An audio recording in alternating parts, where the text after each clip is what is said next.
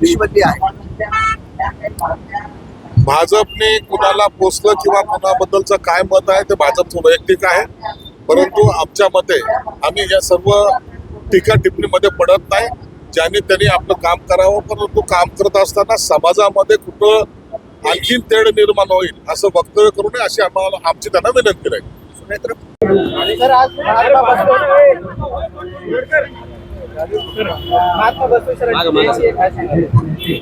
आज क्रांतीसूर्य महात्मा बसवेश्वराची जयंती, एक थोर समाजसेवक ज्या अनिष्ट रूढी परंपरा आहे त्यांना तोडणारा हा संत, त्यांची जयंती महाराष्ट्रामध्ये अत्यंत जोमाने आणि उत्साहात साजरे होते.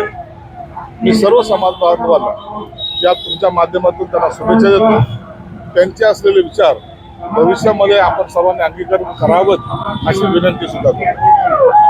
संजय राऊत नरेंद्र मोदी यांना उद्देशून असं म्हणले की नरेंद्र मोदी काय बोलतात याकडे देश गांभीर्याने बघत नाही, कुठे वरतीचा राजकीय आजार त्यांना जडलेला आहे.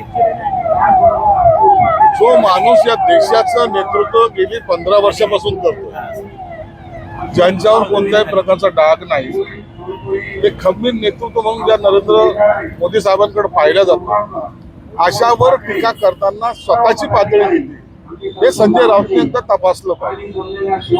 दुसऱ्याच्या असलेल्या आशीर्वादावर जगणारे हे लोक देशाच्या पंतप्रधानावर टीका करताना अशा पद्धतीच करतायत.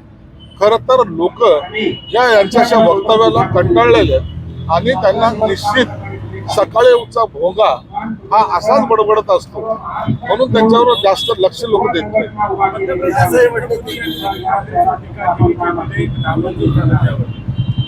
पंतप्रधानांची टीका केली ती मुद्दाम वास्तव आहे.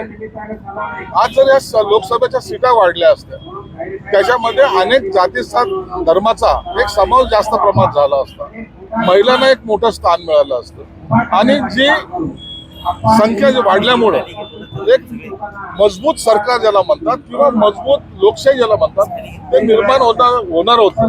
परंतु काँग्रेसला ते नकोय. समाजामध्ये जातीभेद करणं, तोडफोड करणं हे काँग्रेसची नीती राहिलेली, म्हणून आज नरेंद्र मोदी साहेबांनी त्यांच्यावर जी टीका केली मला वाटतं ती रास्त आहे. संजय राऊत असंही म्हटले की काँग्रेसशिवाय नेतृत्व कोण करू शकत नाही, हे दाखवून दिलेलं आहे. 543 जागा जर दिल्या भाजपमध्ये 2 पक्षाची जागा राखी होऊ शकतात. म्हणून देश कायम पेटवायचा असतो, गुजरात असू दे काय खबर. आता संजय राऊतला माहितीत का शिवसेना प्रमुख काय बोलायचे भाषणामध्ये? कदाचित शिवसेना प्रमुखांचा आता यांना विसर पडलेला आहे. यांचा मार्ग सुद्धा आता काँग्रेसकडे जाण्याचा झालेला आहे. आता काँग्रेसमध्ये जायचं असेल तर तुम्ही खुशाल जा ना, उघडपणे जा. शिवसेना प्रमुखाचं नाव घेण्याची लायकी तुमची राहिलेली नाही. ज्या शिवसेना प्रमुखाने काँग्रेसवर आयुष्यभर टीका केली त्यांची ही प्रशंसा करताय. म्हणून आता बाबासाहेब शिवसेना प्रमुखाचे विचार आणि यांच्या विचारामध्ये असलेले तफावत हे आता नवीन या शतकातले दलाल तयार झालेले आहेत. म्हणून शिवसेनेला डुबवण्यात किंवा उघटाला डुबवण्यामध्ये सर्वात मोठा हा या अशा लोकांचा हात आहे. म्हणून आता हे काँग्रेसचं तुंतुन वाजवतील, कधी काळी शरद पवारचं वाजवत होते.